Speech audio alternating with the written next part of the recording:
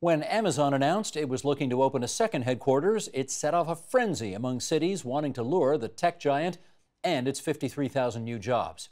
But is chasing tech jobs such as these, known to have grueling work environments, the best way to spur innovation or boost labor standards? Another stated priority of the provincial government. Let's ask.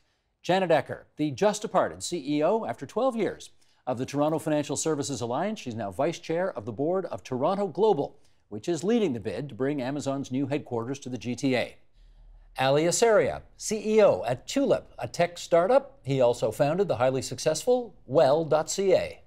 Josh Dominguez, founder of Flash Food, a tech startup. Sarah Doyle, Director of Policy and Research at the Brookfield Institute for Innovation and Entrepreneurship, that's housed at Ryerson University. And back in town from down under, let's welcome back Jim Stanford, economist and director of the Centre for Future Work at the Australia Institute. Delighted to welcome everybody to our table here. You've just left the TFSA, haven't you? That was a pretty good run, though. It was a great run, and Toronto is a great second largest North American financial services center, so it's all because of you. Oh, definitely, yeah. Well, let's just put some of this on the table here as we consider what Amazon has up its sleeves, because here's a snippet of what they're looking for when it comes to choosing a location. They want metropolitan areas with more than 1 million people, a stable and business-friendly environment, urban or suburban locations with the potential to attract and retain strong technical talent, and communities that, quote-unquote, think big and creatively when considering locations and real estate options. Okay, Janet, get us started here. Should cities in Ontario even bother trying to entice Amazon to come here? Yes, absolutely. How come? Well, first of all, it's not a tech center they're building. It's a second headquarters. So we're talking about headquarters jobs. I mean, obviously technology would be very, very much part of that. But I think and again, I'll let other regions in Ontario speak for themselves on this, but in the Toronto region, we have a very good value proposition that could be very, very appealing to a company like Amazon. The big question, of course, is are they willing to take the political risk to stand up and tell Trump they're going to put 50,000 jobs somewhere else? That is the question. That is the question. So, and we have no control over that. But what we do have is control about selling this region. And for us, if we get it, it would be, I think, a big win for the region, obviously, on a whole range of levels. But secondly, even if we don't get it, we're getting more attention globally just because we were invited to bid by Amazon. We're on that list, so media is watching. So we've got a great opportunity to put our value proposition in the window, either for Amazon or the next Amazon.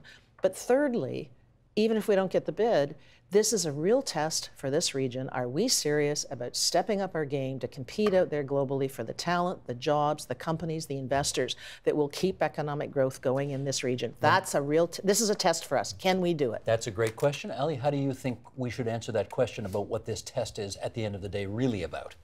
Well, like I represent tech companies here, right? And we're trying to hire technology developers in this region. And I think a lot of us are really worried that if Amazon opens up our headquarters here and creates that many jobs, it'll just become that much harder to hire here. And so part of the question is, can this region even sustain that many jobs and still be a healthy ecosystem for the smaller and medium-sized companies that are also trying to grow in the region? Do I infer from that you hope Toronto doesn't get it? I hope that Toronto invests in 50 companies trying to create 1,000 jobs rather than one big company trying to create 50,000. That sounds to me like you're saying, in a weird way, it's better if we don't get it.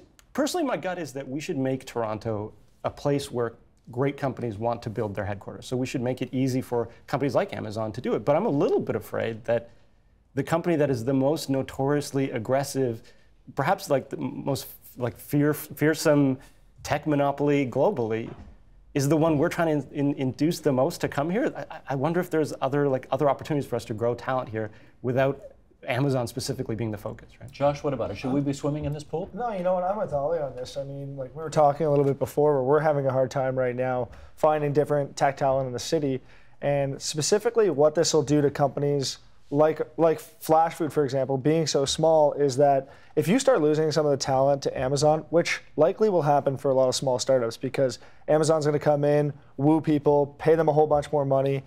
If my staff leaves to go to Amazon, then I'm stuck with my company hiring either not hiring people from Toronto or Canada or in the region, or outsourcing a lot more of our work out overseas. And what that does is it creates more disassociation between myself and my tech team, and it's harder to get things done on a quicker basis.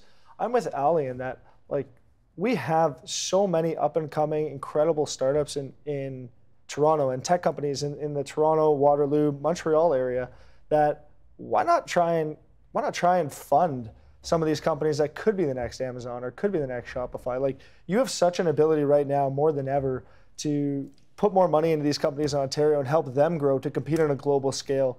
I mean, there's something that people are forgetting about Amazon, and that's Amazon was started in Seattle. They didn't come out of New York. They didn't come out of Chicago. They didn't come out of San Francisco. Like, part of me feels like, yeah, it'd be great for them to be here, but the other part is, like, Toronto, to me, is world-class in comparison to Seattle. So why don't we focus our resources on building companies here that can compete on a global scale? Sarah, where are you? I don't think it's a zero-sum game. I think all the things that you're mentioning are vitally important, but I don't think that bringing Amazon to Toronto, if we could convince them to come here, would negate the importance of doing all of the things that you're talking about in terms of investing in startups and scale-ups that are homegrown. And I wonder about whether Amazon being in Toronto or Ontario would also act as a magnet to attract talent from outside of the province, outside of the city, to reside here, which is not to say that the experience of smaller tech companies wouldn't be disrupted by having this big giant kind of move into town. The other thing I thought was interesting, looking at the New York Times article from about a year ago that painted a pretty I think bleak picture of the work culture at Amazon. One of the things they highlighted is the churn. So I think you could expect a lot of people to go into a company like Amazon, but I would also anticipate that a lot of people would come out and that there might just be a lot more kind of lifeblood of talent in the city. Because you can't have it both ways. If Amazon's supposed to be such a terrible employer, and I'm sure they get their hits, why would any of your employees want to leave to go to Amazon? Or if they do, they'll come back. So you can't, you can't have it both ways. Josh, before you get in there, Yeah, I do want to hear from Jim on this. And Jim, I would think, I mean, you're an economist back with the auto workers and then Unifor. The notion of a big business of 53,000 potential new union members coming to town, don't you lick your chops at that prospect? Well, there could be obviously a huge upside in terms of new jobs and relatively high-paying and high-talent jobs. It would be good for the labor market here. And this is interesting to hear Josh and Ali, two small business entrepreneurs, concerned that the demand for workers is going to make life hard for them. So, of course, they don't want people competing for the talent that they have. But from the workers' point of view, the more jobs that are out there, the better.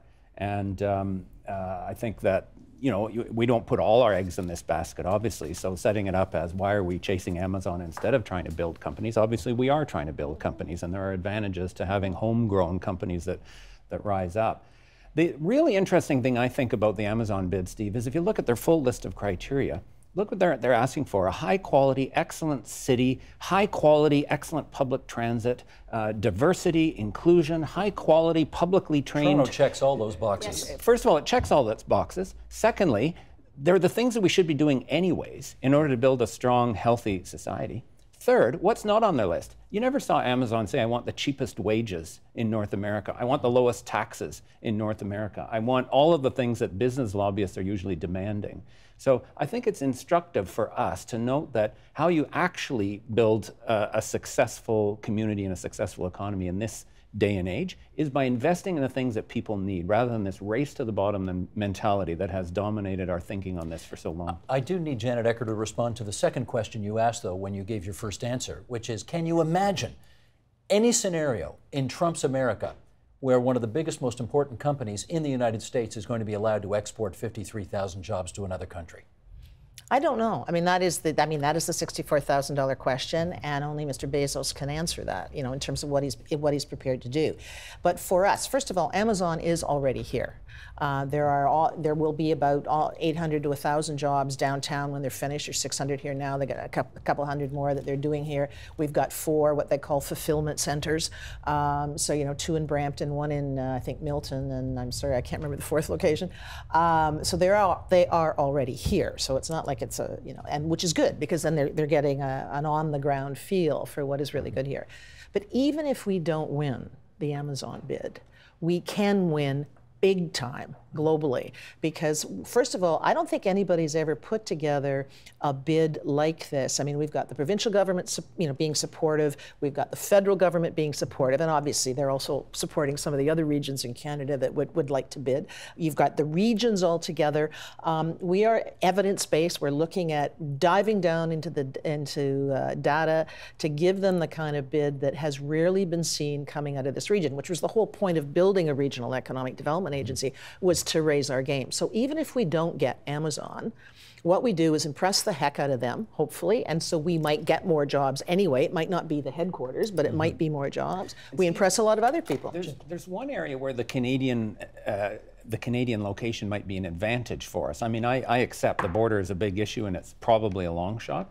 But on Canada's immigration policy and our general openness to the world, this is another area, another dimension in which our more inclusive approach to building society can be an advantage for business, because any of these large companies have to be attracting talented people from all over the world. And with Trump trying to put up walls and everything, suddenly Canada looks pretty good there. Well, Thomson Reuters moved their global headquarters back here to Toronto. Why? The quality of the talent and the ability to get the talent into the country. And with Amazon, it is all about the talent. Yeah, so it's another piece of evidence that inclusion is actually good for the economy, rather than trying to cheapen everything as much as he can. Josh, can you imagine under any circumstances Donald Trump staying off Twitter if Amazon were to move the company right here? I love it. Well, that's some of the things that we've been talking about. Like, no, he's not going to take that very well. But, I mean, like, you look at the ecosystem that we build if we did bring these jobs in, and what it would do for Toronto and Canada in particular to prop it up. And these are all benefits. I mean, like, look at what's happening in the States right now, and literally physical walls are being proposed to be built to keep people out of the country. And I think what it would do from an immigration perspective would be incredible. And the ecosystem builds into each other. Like, you have more talent here, it's going to create more talent, it's all going to waterfall. But there's going to be a transition period. And I mean, listen, Amazon has taken over the world. I think this is going to be the most valuable company that I might see in my lifetime.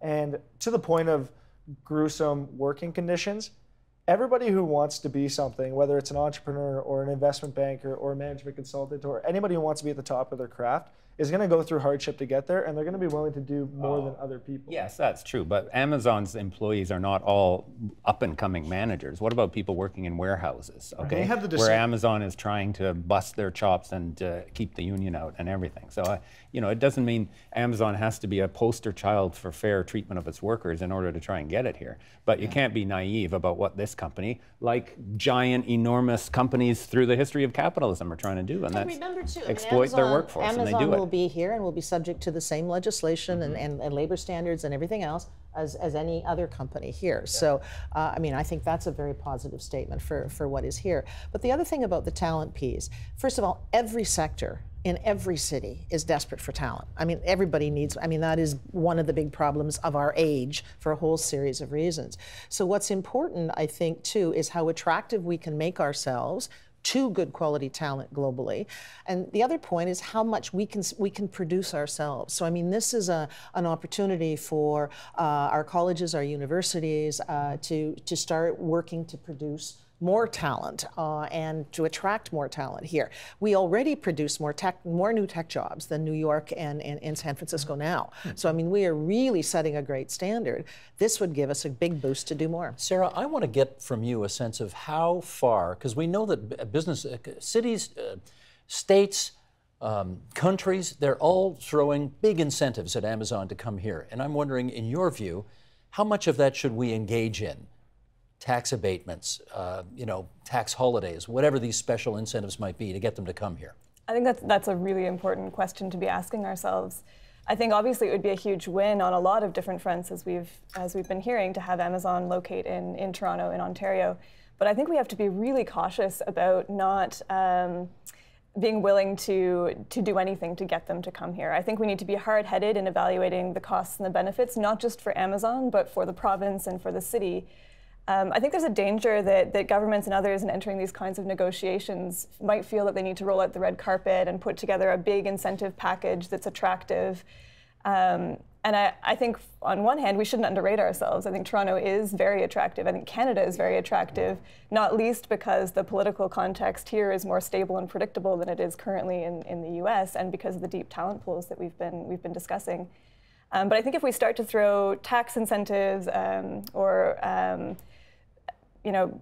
bend the rules in different ways to make the deal more attractive to Amazon, the costs could start to outweigh the benefits, and I think we should be very well aware of that. Ali, you on that? Well, that's what I think is the most interesting part of this, right? The biggest change I think has happened in our tech community and as a city over the last 5 years is we've gone from being the second best place to build a company to we are now a global player. We're the best place. We shouldn't have to participate in bids where we have to show what we'll do for them to come here. I think we could turn this completely around and say, this is the best place to build tech companies. What will you do for us, and how will you make our community a better place for everyone? Because we want to bring in participants that will contribute, not just have them ask what we'll do for them. I want to get Janet Ecker on this because I am imagining you at you're a Minister of Finance in Ontario once upon a time, and I'm imagining you sitting at the cabinet table saying, okay, what as a government should we be prepared to offer in terms of subsidies, tax abatements, tax breaks, whatever, in order to get them to come here? What would be on your list? Well, I think, first of all, we are never going to be able to do the kind of incentive game that some of the American cities do, right? I mean, we haven't been able to, or we haven't wanted to do that kind of game. And one of the reasons why, I mean, Sarah makes a good point about, what's the cost benefit of doing it. Secondly, if you give them a 5-year break, what happens at the end of the 5 years? Because, jobs that can easily move because of that can easily move because of that.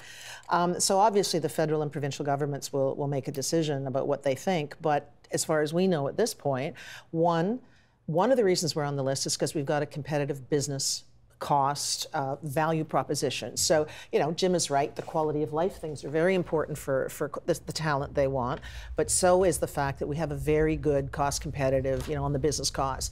The ease of doing business. We've been ranked very high as a tech startup place to be. So we've already got that value proposition, which many regions don't have. Secondly, we've got this wonderful thing called the SR&ED tax credits, which have been around since the 1940s. What are they? And well, what it is basically it helps to offset technology job cost, research and new jobs. So, and it's a benefit that any company, that it can qualify can get. And so it's very attractive to new investors here.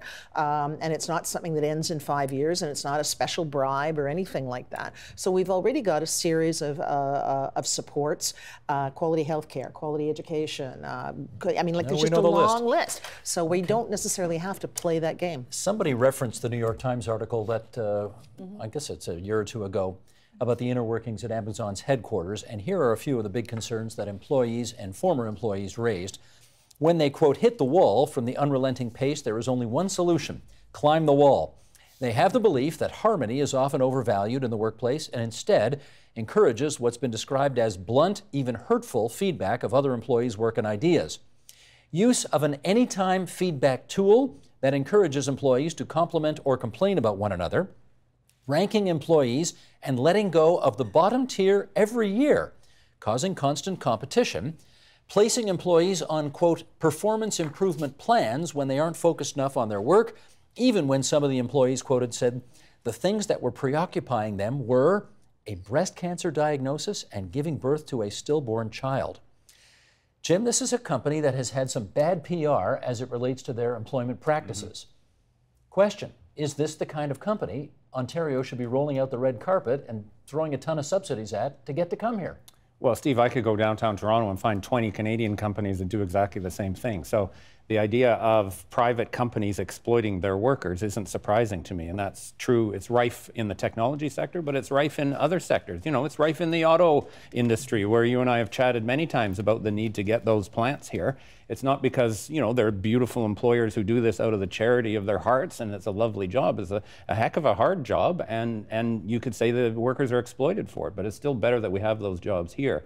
The way to get at it, I think, is to make sure that in the course of trying to create jobs, you're also empowering workers and communities to demand fair treatment from the Amazons of the world, but also all the other firms in other sectors that are already here. And that's exactly what the Ontario government's trying to do with the $15 minimum wage and the changes in labor law to sort of recognize that our labor laws have fallen behind the times, and workers need the tools so that they can stand up against that type of thing. Another interesting twist on this, Their first headquarters is in Seattle, of course. They've already got a $15 minimum wage in Seattle. They have for a while. And yes, all indeed. the business people here are saying, $15 is going to destroy the business community. Okay, that's another show, Jim. I know. That's a different show. I had to get it in. And the other thing about the New York article is that there's also been a detailed rebuttal of some of it as well. So By the company, you yes. know, yeah. So.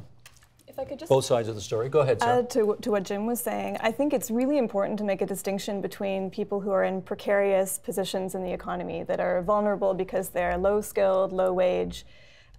We're talking about people that are in highly paid jobs who are high-skilled. They're not vulnerable. And I think the Ontario Decent Work rules that are in discussion right now are aimed at addressing the situation of people who are most vulnerable, who are precariously employed. I think that those are completely different situations. And if we're looking at the right that somebody in the tech economy who has high skills, who commands a high wage, looking at their right to a work-life balance, of course, I think that's very important. They're entitled to that. But that's not what this conversation about decent work is focused on, and nor should it be. No, I disagree, Sarah, on that score. I got to jump right back because the reality is what we traditionally associate as precarious work practices are spreading through other skill categories and other types of work. So it isn't just, you know, a minimum wage fast food worker that's experiencing the insecurity that comes with not knowing how your job is going to unfold. And Steve's passage earlier where they just drop the bottom tier of all their workers every year, that's precarious work. So it is something that's all through the economy now. If we're looking at people who, as we're hearing, there's 5 jobs for every person who's looking, they may move on from Amazon, but they're going to find another job after that. They've got highly competitive skill sets. So we're not talking about a huge portion of the population here. We're talking about an elite group of people that have skills that are in demand in the tech economy. Frankly, I'm not too worried about those people, which is not to say that there aren't important conversations to be had about work-life balance. Because I think a lot of what you said was true when tech was the underdog. But now there's a shift, right? The tech economy and the culture of tech is actually driving the future of what the culture of our communities will be like. They're more powerful than before, at any time before. So as we encourage practices and cultures in now what is an elite form of community that's actually going to develop our Toronto culture, as we encourage that, we're encouraging that culture for our city in general. And that's scary. Let me follow up with you on that, because the tech sector is not known for its work-life balance and for its being a, you know, hug an employee, cozy, friendly place to work. That's what we're trying to attract, I guess, with Amazon. It starts with money, right? The underlying culture of the tech community, including my company, is here's a lot of capital and cash, move fast, and deal with the implications of that later.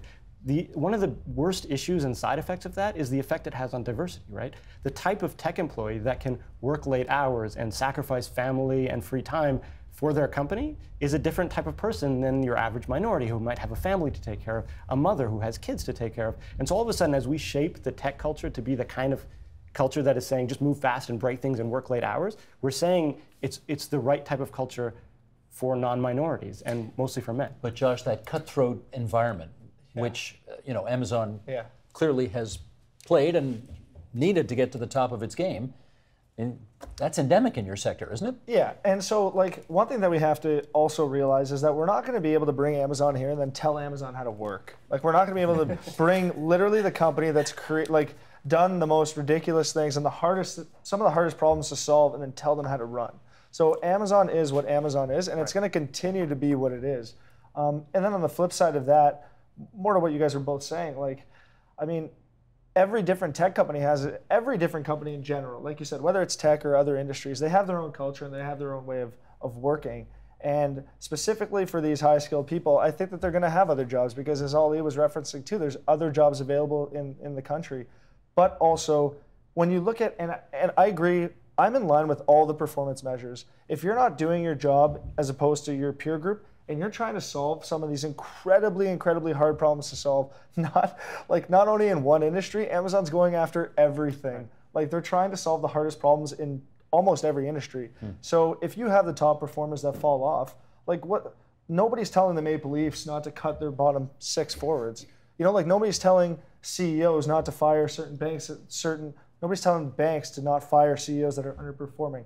These are high performance jobs, and people know what Amazon's doing before they come in. So it's not like they're coming in and it's like, this is horrible. Can I ask you a personal question? Yeah. How many hours a week do you work? It changes, right? Like over 85, maybe sometimes 100. Is that necessary? It was really early on.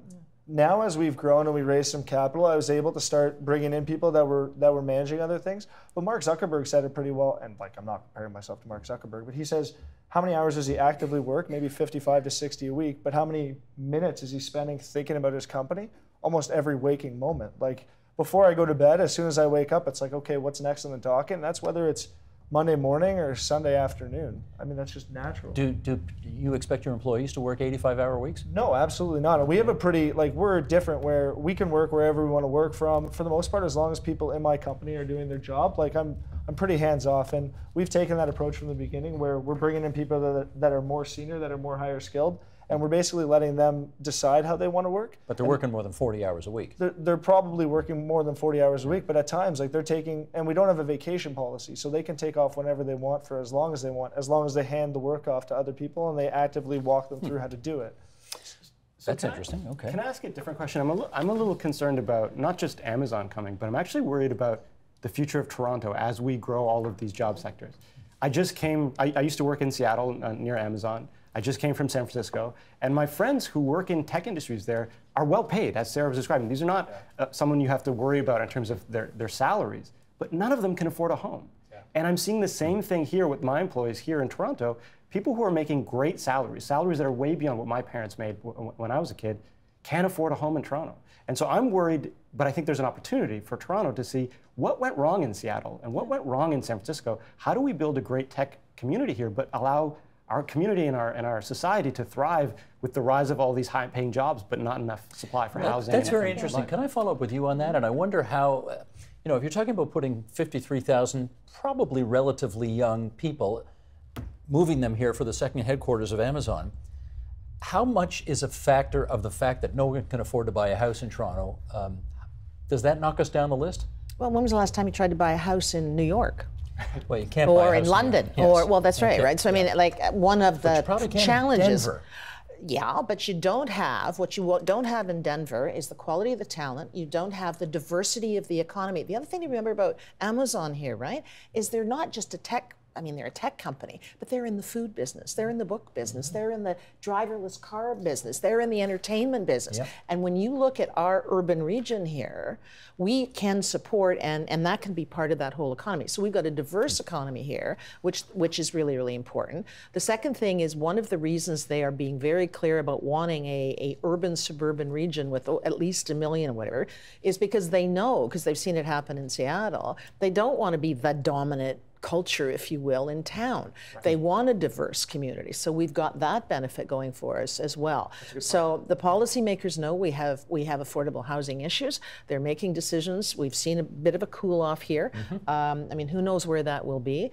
But building a wall around our city because we got high housing prices is not going to solve that problem.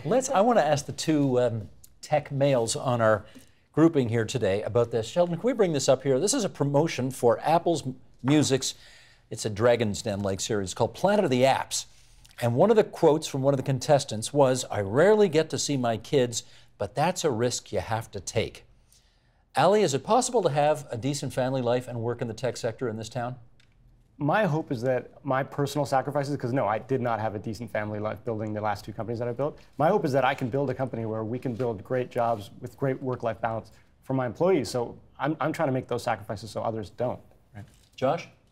Yeah, I think it depends what stage of a company that you're at. I can speak for myself. When we started up, like, work-life balance isn't a thing. You're taking so much risk, personal. You're raising capital from external investors that are giving you their money that, like, this is retirement money. This is money that they've worked hard to make, and they're trusting you with this money. That's a big burden to carry. So at the beginning, when you're starting a company, whether you're here or anywhere, you're going to put a lot of time into it because you have to. Because if you work 40 hours a week, like, you're not giving that extra effort. I think that we can get to a point, yes, in Toronto, and I think that there's a bunch of companies that are already doing it, where people have a good work-life balance. And that's why you're seeing so many people flood to the industry and to the sector, because some companies do a really good job. Jim, I want to get you on that. I know for the union movement, work-life balance is an important thing to strive for. Would you agree in the tech sector it's just kind of hopeless? given the way it's just been It's described? not hopeless at all. In fact, we should demand better. And we have to be really careful when we have a startup entrepreneur who's dreaming of being the next, Steve Jobs or whatever. Yeah, I'm going to put 100 hours a week in. But what about the people working for him? You cannot assume that they're going to be driven by the same motivation, and you can't expect the same from them. And I sometimes find these discussions almost like people who've been through a hazing ritual at a fraternity say, yeah, that was terrible, but we did it and we got through it, and everyone else should have to get through it. Right. And you cannot assume that what is true for a certain elite of very innovation-oriented entrepreneurial owners should also apply to the culture for the vast majority of the people in the sector who are workers. And that's why the tech sector needs workers, and it needs the labor laws, and it needs a cultural expectation that people are not just productive inputs, they're human beings, and they have to have a full, well-rounded life. But remember too, I mean, when you've got a talent shortage, which everybody is experiencing, that means an employer has to put up good wages, good working conditions, whatever. Or people leave. Or people leave. And so it's a competitive advantage to have a reasonable, a good working environment. But the other thing too is that for some people, and you're right, not everybody's going to be the next Mark Zuckerberg. But I think, I've certainly found in my own life, I've certainly found in other people I know, is that, like in the early days of Toronto Financial Services Alliance, I was probably putting in tech hours, Now I don't, because I have a team and it's been working, and all of those things. So it can go through phases too. Not everybody wants to build something, and that's fair. But there are always going to be people that put that time and effort in, and that's what it's called, productivity and entrepreneurship and innovation, and we don't ever want to stop that. Josh. I agree with you, and I agree that you can't expect certain things from some of your employees that you would expect from yourself, and I've learned that building my business and had times where I've had to take my foot off the pedal for some people. But also what I have a problem with is calling specific people that are entrepreneurs and founders and elitists. So for one thing, everybody in our company has ownership. The next thing is these elitists, we're at a point where we're only a seed stage company. If we don't execute, then the founder that you're calling an elitist is living under a bridge. That's the gap. That's the risk that you take. It's not everything's it's not like everything's going up and up. It's no, I don't have health benefits. I don't have a backup plan. My whole personal savings was poured into this, and if we're not successful, you're homeless pretty much until you find out the next thing to do. Now you build a lot of skills around that, but that's the reality of the risks that you take. But in saying that, I do agree with you. As founders and as senior executives at these companies, you have to understand that not all your employees are going to put the same work in or should be expected to put the same work in, because for them, different people are focused on different things in their life. And it's interesting because in Toronto, since we are so diverse, we're open to different cultures, we're open to different ways of living. And I think from what I've seen, at least at certain companies, people are more open to the anti things that we're hearing about Amazon. At least that's my expectation of what I've seen. Let me, in our remaining moments here, Sheldon, I think we're going to play this clip now. Here's Mr. Blackberry, Jim Balsillie, who was on this program a couple of years ago. Roll tape. Well, the problem in Canada is that we have a discourse in the policy circles and in the business organization leaders and the political class that is really mired in 30, 40 years ago, 20th century traditional manufacturing economy. So they haven't updated their understanding of how an ideas economy works. So there's gaps and incompleteness in the approach. And until we acknowledge and address those gaps, we're just going to keep repeating the same mistakes over again and not get returns for our tremendous level of investment. Ali, as we consider transforming the economy of this capital city of Ontario, is he onto something with that? I used to work for Jim, but I disagree. I think the thing we're forgetting about is the people that get affected. The reason I'm so proud of Toronto is that we're willing to think about the implications of our economic interests, right? And I think when I worked across the street from Amazon at Microsoft, I would walk into the cafeteria every day and you see the entire cafeteria employees, they're all from a minority community. They're all Latino, and they have to commute for 4 hours a day to get to work. And everyone I worked with upstairs were all white males. And so I want us to think about, in the rise of the tech economy here in Toronto, what happens to all those other people who aren't part of those jobs? Where do they live when they can't afford housing? And the thing I love about the city is we're willing to ask those questions. Sarah, how about you on that? This is revisiting our previous conversation a little bit, but I just want, if I could, I wanted to take issue with what I think is kind of a dangerous conflation. I take your point, certainly there's a white male culture at play in the tech sector and other sectors. I wouldn't pin that on the work culture, though. I think there's a danger of implying that women, for example, are all in a position where they have the same family obligations, which is not true, or that they're not willing to invest as many hours as men, which is also not true. I think there are other sources of inequity or discrimination, which go all the way back to K-12 education. We were talking about this earlier. We need to be focusing policies, as a lot of governments I think are recognizing, on skills development starting early on in youth to make sure that we're addressing some of these diversity issues there. I think we also, as we saw with the fracas over the Google letter recently, we're still seeing some lingering discrimination or practices within companies that might be limiting opportunity for women or for people from different backgrounds. And that's certainly something that companies are struggling to address. In our last 30 seconds, Janet Ecker, when is Amazon deciding and how do you like our chances? Good question. I mean, we have to have the bid stuff all in by mid-October, and that's only the first round. And so we'll see. We'll see. So, but I think our chances actually are very, very good if Bezos is prepared to look outside the United States. I think our chances are very, very good. That's a big if. Yeah, it is a big if, absolutely. But that doesn't mean we shouldn't just say, oh, well, that was nice, thank you very much. It's a big opportunity for us on a whole range of levels, and I don't want us to miss it. I want to thank everybody for coming around our table today. Big Jim. Thank you, Steve. Have a safe flight back to Australia, Right on. whenever it is that you go, and great to have everybody with us on TVO tonight. Thanks so much. Thank you. Thanks. Help TVO create a better world through the power of learning. Visit TVO.org and make a tax-deductible donation today.